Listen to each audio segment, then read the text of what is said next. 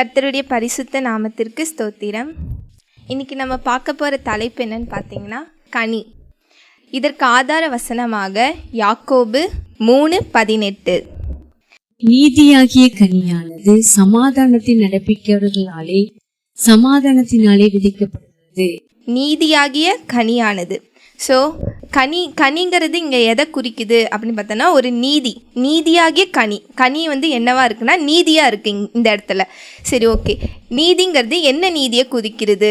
அதுக்கப்புறம் என்ன கனி அப்படின்னா கண்டிப்பாக அது ஒரு செடியிலேருந்து வந்திருக்கும், செடி கொடியிலேருந்து வந்திருக்கும். ஸோ என்ன செடியிலேருந்து வந்த கனி, அந்த செடி என்ன குறிக்கிறது? அந்த செடி ஒரு செடின்னு இருந்துச்சுன்னா அதுக்கான ஒரு தோட்டக்காரர் இருந்திருப்பார் இல்லையா? ஸோ அந்த செடிக்கான தோட்டக்காரர் யார் அப்படிங்கிறது நம்ம பார்க்கலாம். இதற்கு ஆதார வசனமாக யோவான் 15:1.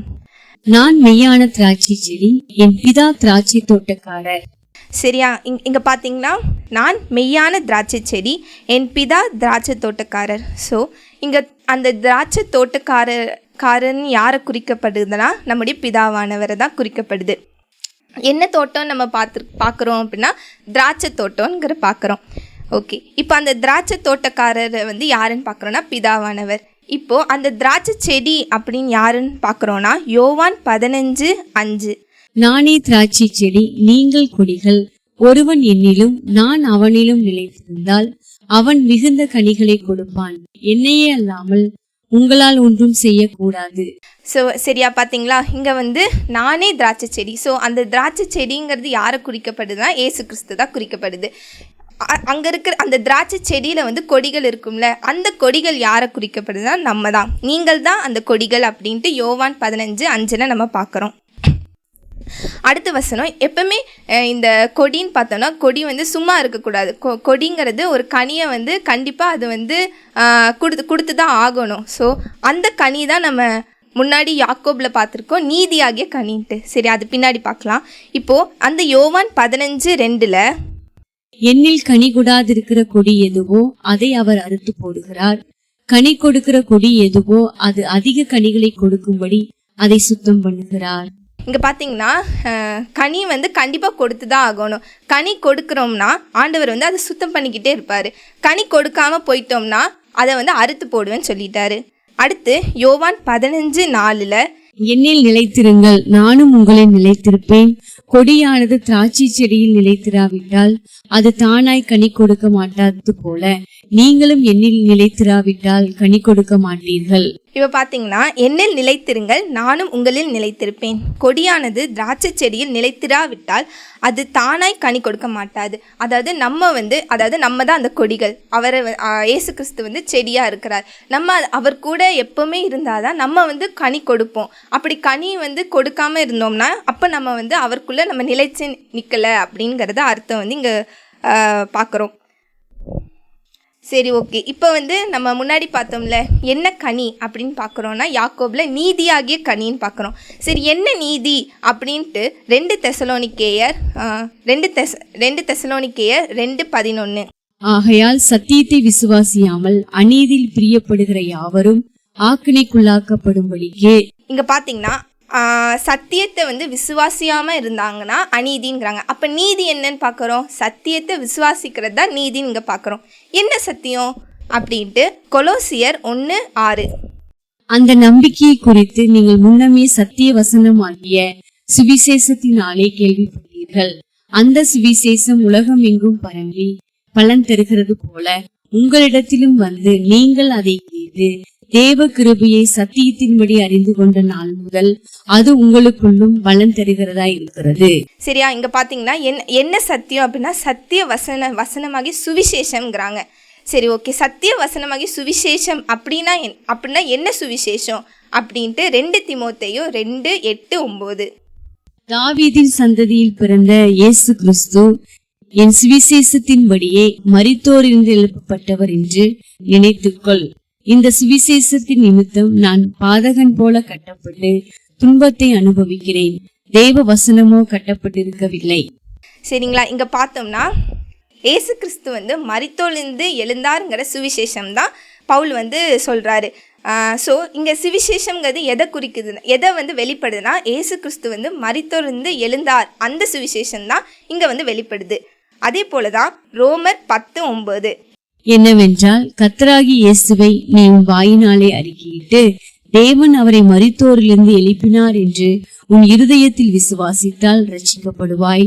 நீதி உண்டாக இருதயத்திலே விசுவாசிக்கப்படும், ரட்சிப்பு உண்டாக வாயினாலே அறிக்கை பண்ணப்படும். பார்த்தீங்களா, நம்ம நீதி உண்டாக இந்த சுவிசேஷத்தை வந்து நம்ம இருதயத்தில் வந்து விசுவாசிக்கணும். அதனால் நம்ம அதை வந்து நம்ம வாயினால் அறிக்கை பண்ணோம்னா நம்ம அறிக்கை பண்ணப்படும். எப்படின்னு ரட்சிப்புண்டாக அறிக்கை பண்ணப்படும்னு பார்க்குறோம். சரி, இந்த நீதியின் கனியை வந்து நம்ம கண்டிப்பாக கொடுக்கணுமா அப்படின்னு பார்த்தோம்னா கண்டிப்பாக கொடுக்கணும். இதை தான் வந்து ரோமர் 6:18 பாவத்தினின்று நீங்கள் விடுதலையாக்கப்பட்டு நீதிக்கு அடிமைகளானீர்கள்.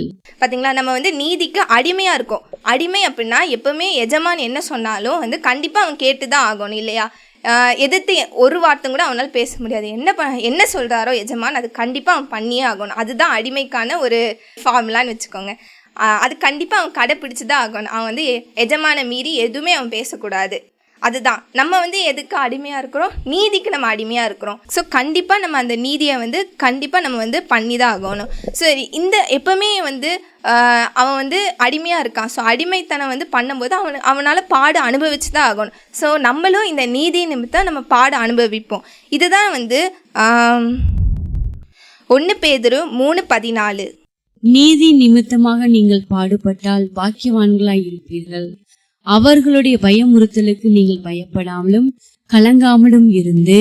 சரிங்களா, இதில் என்ன பார்க்குறோன்னா நீதி நிமித்தமாக நம்ம கண்டிப்பாக பாடு அனுபவிப்போம் அப்படின்ட்டு சொல்கிறார் ஆண்டவர். அதே போல் நம்ம இந்த பாடு அனுபவிச்சா நம்ம வந்து பாக்கியவான்களாகவும் இருக்கிறோம். அந்த ஒரு பாடு அனுபவிக்க நம்ம பாக்கியவான்களாக இருக்கோம். அதான் யாக்கோபு 1:12 சோதனையை சகிக்கிற மனுஷன் பாக்கியவான், அவன் உத்தமன் என்று விளங்கின பின்பு கர்த்தர் தம்மிடத்தில் அன்பு கூறுகிறவர்களுக்கு வாக்குத்தத்தம் பண்ணின ஜீவ கிரீடத்தை பெறுவான்.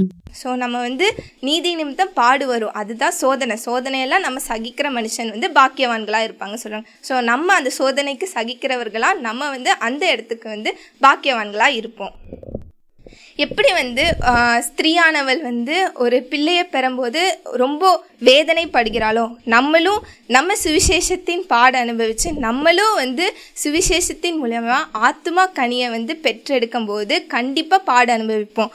இதுதான் வந்து 1 கொரிந்தியர் 4:15 கிறிஸ்துவுக்குள் 10,000 உபாதியாயர்கள் உங்களுக்கு இருந்தாலும் தகப்பன்மார் அநேகர் உங்களுக்கு இல்லையே. கிறிஸ்து இயேசுவுக்குள் சுவிசேஷத்தினால் நான் உங்களை பெற்றேன் அப்படின்னு சொல்லியிருக்கிறார். ஸோ நம்ம வந்து இந்த சுவிசேஷத்தின் பாடுகள் மூலியமாக நம்ம வந்து ஒரு ஆத்மா கனியை வந்து நம்ம வந்து பெற்றெடுக்கணும். அது மூலிமா பாடுகள் வந்து கண்டிப்பாக வரும்னு ஆண்டவர் சொல்லியிருக்கிறாரு. அதுதான் நம்ம வந்து பவுல் வந்து 1 கொரிந்தியரில் வந்து 4:15 சொல்லியிருக்கிறாரு. உங்களை கிறிஸ்து இயேசுவினால் நான் உங்களை பெற்றேன்னு சொல்லியிருக்காரு. அதே போல் தான் சங்கீதம் 127:4 இதோ பிள்ளைகள் கர்த்தரால் வரும் சுதந்திரம், கர்ப்பத்தின் கனி அவரால் கிடைக்கும் பலன் சொல்லியிருக்கிறாரு. அதாவது இதுக்கு ஆவிக்குரிய விஷயமா நம்ம பார்த்தோன்னா நம்ம கனி அப்படிங்கிறது என்னென்னா ஒரு பிள்ளைகளை குறிக்குது. இட்ஸ் எ பர்சன், அதாவது ஒரு பர்சனை குறிக்குது, அதாவது ஒரு உயிர் இல்லையா? ஸோ நம்மளும் வந்து இந்த பாடு அனுபவித்து நம்மளும் ஒரு சுவிசேஷத்தின் மூலயமா ஒரு ஆத்மா கனியை வந்து நம்ம பெற்றெடுக்கணும் அப்படின்னு சொல்லியிருக்கிறார். அதுதான் வந்து ஆண்டவருக்கு சுதந்திரவாளியாக அடுத்தடுத்து நம்ம வந்து சுவிசேஷத்தை வந்து நம்ம வந்து கொண்டு போகணும். ஸோ நம்மளும் வந்து கனி கொடுக்கிறவர்களாய் பாடு அனுபவித்து நம்ம ஆத்மா கனியை வந்து கொடுக்க தயாரிக்கணும். எந்த மாதிரி நம்ம கனி கொடுக்கணும், 1, 2, 3 கனி கொடுக்கணும்னு அவர் சொல்லலை. அவர் எப்படி சொல்கிறாருன்னா திராட்சை செடின்னு சொல்கிறாரு. திராட்சை செடியை நீங்கள் பார்த்தீங்கன்னா 1, 2, 3 கனி தான் கொடுக்குமா? இல்லை, கொத்து கொத்தா கனி கொடுக்கும் இல்லையா? ஸோ நம்மளும் நம்ம சுவிசேஷத்தின் பாடு அனுபவித்து நம்ம வந்து என்ன மாதிரி ஆத்மா கனிகளை உருவாக்கணும், கனிகளை நம்ம உருவாக்கணும். எப்படி திராட்சை செடி கொத்து கொத்தா கொடுக்குதோ நம்மளும் வந்து நம்மளோட வாழ்க்கையில் வந்து சுவிசேஷத்தின் மூலயமா பாடு அனுபவித்து அந்த சுவிசேஷத்தின்படி ஒரு ஆத்மா கனியை வந்து நம்ம உருவாக்கணும். பார்த்திங்கன்னா பிலிப்பியர் 1:10 தேவனுக்கு மகிமையும் துதியும் உண்டாகும்படி இயேசு கிறிஸ்துவினால் வருகிற நீதியின் கனிகளால் நிறைந்தவர்களாகி. ஸோ அவரே சொல்கிறாரு நம்ம வந்து நீதியின் கனிகளை நம்ம வந்து நிறைஞ்சிருக்கணும் அப்படின்னு சொல்லியிருக்காரு. நிறைஞ்சிருக்கோன்னா ஒரு 2-3 போட்டால் நிறையாது இல்லையா? நிறைஞ்சிருக்கோன்னு எப்படி சொல்லுவீங்க? இட் ஷுட் பி ஃபுல்லாக இருக்கணும் இல்லையா?